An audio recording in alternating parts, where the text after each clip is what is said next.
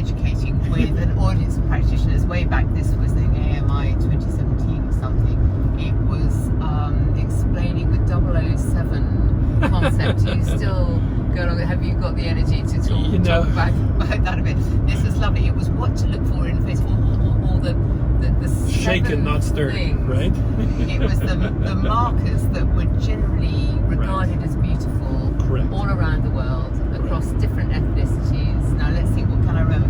It was an oval face. One of the O's was an oval face. See, you remember these You've things. made such an impression on me every time I've heard you speak over the years, because also I just sat there seeing an audience of 1,100 practitioners just like listening to every word, thinking, I better listen to. So, I did oval, what's very the other good. OG curve. OG curve, which is where a cheek goes out and then in. It's kind of the beautiful S-shape bend. Yes. And that's something that we love to see in women, whether it's on their face or on their curves of their body. We love to see that classic OG. And then 7 were the 7 features of facial beauty, which I actually gleaned or derived from beauty magazines. What they were always talking about. They were talking about facial shape, chins, cheeks. They were talking about eyes and how wide they were, the height of the forehead, the nose, the lips. These were all facial features that were being looked at. We also talked about skin quality. So there's 7 features that we go through like that. And then the last one was the phi proportion, or the golden ratio. Phi on top of all that. Correct. Because that always seems to be in the background. It is, isn't it? And it's what adds that extra sparkle of fairy dust. That's a wrong thing to say. It adds the extra something, doesn't it? It's what adds the magic into.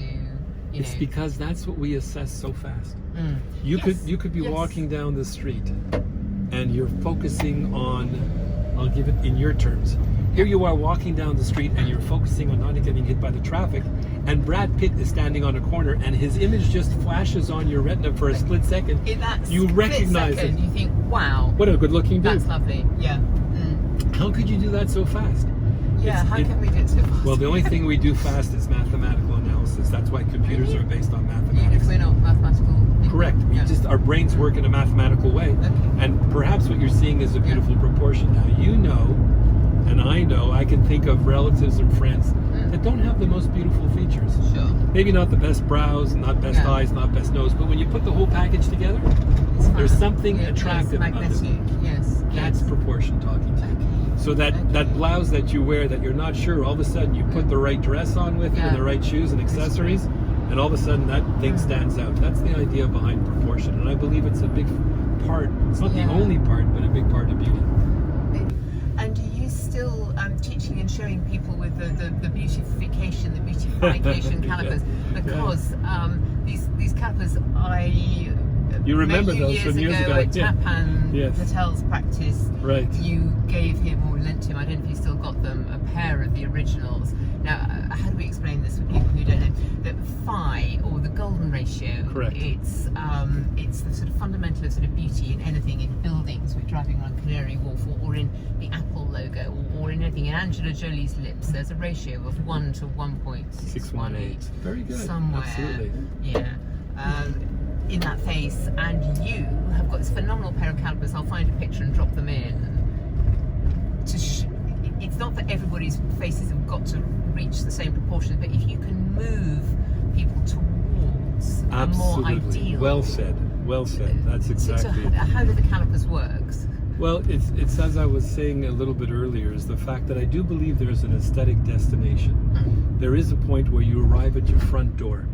And if you shoot beyond it, you have to walk back. Or if you stop too early in our cab over here, we're going to have to walk a block. So the idea is, where is that ideal amount of product that you should be putting in? And we've struggled with that. And I certainly couldn't figure it out. And so I had no mentor when I started doing this 25 years ago. So I looked to the smartest person that I could think of. Unfortunately, he's been dead for 500 years. Leonardo da Vinci. Correct. So I went and learned everything I could about Leonardo and saw that he believed in this quote-unquote divine ratio. Why was it divine? Because there was a belief in one God, a divinity, and there was a belief that there's only one point on a line, that you can divide that line into a bigger and smaller part, where the ratio of little to big is the same as big to the entire line. So 1 to 1.618 is the same ratio as 1.618 to 2.618. That's all it was. And he used that ratio in a lot of the things that he built. And he wasn't the only one. Michelangelo did the same thing, and Galileo believed in it. All these thinkers were believing in this divine or golden ratio. It was called phi because Phidias, the ancient Greek sculptor and architect, built things to that proportion. The Acropolis, which stands as a testament to that beautiful ratio, sits there right there beautifully showing the golden ratio.